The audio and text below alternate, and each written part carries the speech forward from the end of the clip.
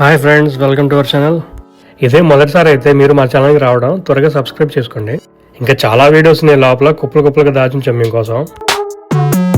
ఇవాళ రిలీజ్ అయిన the Strangers chapter 2 అనే హాలీవుడ్ మూవీ చూడటం జరిగింది. టోటల్ రన్ టైం వచ్చేసి 1 గంట 36 నిమిషాలు అండ్ బడ్జెట్ వచ్చేసి అప్రాక్సిమేట్లీ $9 million. లాస్ట్ ఇయర్ 2024లో రిలీజ్ అయిన ద స్ట్రేంజర్స్ చాప్టర్ 1కి డైరెక్ట్ సీక్వెల్ అనమాట ఇది. మీరు ఆల్రెడీ ప్రీవియస్ పార్ట్ కనుక చూసుంటే క్లైమాక్స్ సడన్గా ఎండ్ అయిపోతుంది అనమాట. ఈ మూవీ అక్కడ నుంచి డైరెక్ట్ గా పిక్ అవుతుంది story with same characters and actors కూడా. యాక్చువల్ గా ఈ మూవీ ఒరిజినల్ 2008లో రిలీజ్ అనమాట సేమ్ నేమ్ తో. అది డైరెక్ట్ చేసింది బ్రయాన్ బ్రెటినో. అప్పట్లో ఆయన చెప్పిన దాని ప్రకారం తన పర్సనల్ చైల్డ్హుడ్ ఎక్స్పీరియన్స్ అండ్ 1916లో జరిగిన ద మ్యాన్సన్ ఫ్యామిలీ మర్డర్స్ లాంటివి రియల్ లైఫ్ ఇన్సిడెంట్స్ ని బేస్ చేసుకుని తీసాడంట. నా మూవీ ఎక్స్పీరియన్స్ చెప్పాలి అంటే పర్లేదు బాగానే ఉందని చెప్పాలి. అండ్ అక్కడ కూడా బోర్ కొట్టాను నాకైతే.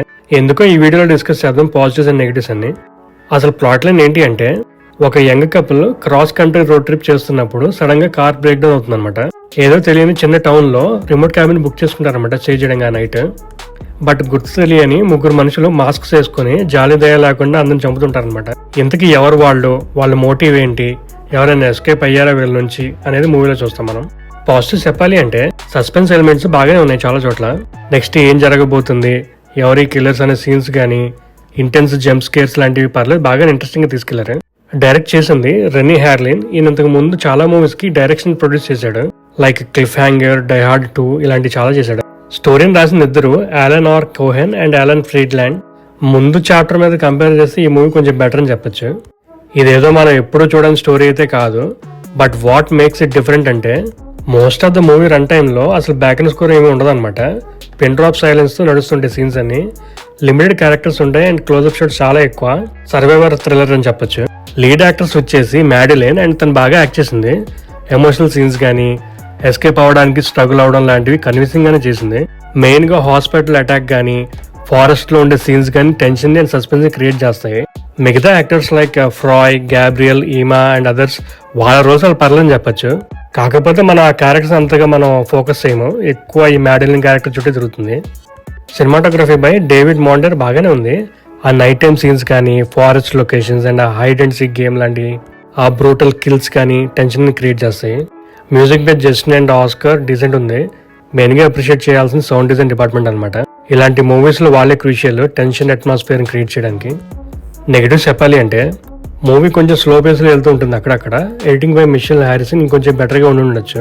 ఒక పాయింట్ ఆఫ్ టైమ్ లో రొటీన్ ఫార్మ్ లో వాడుతున్నారంటే మళ్ళీ మనకి అని అనిపిస్తుంది. కిల్లర్స్ బ్యాక్ స్టోరీ కొంచెం సిలీ అనిపించింది నాకైతే. స్ట్రాంగ్ కాన్ఫ్లిక్ట్ అది అసలు కాదు. ఎందుకే వీళ్ళు చంపేది అనే ఫీలింగ్ పక్కా వస్తుంది మనకి.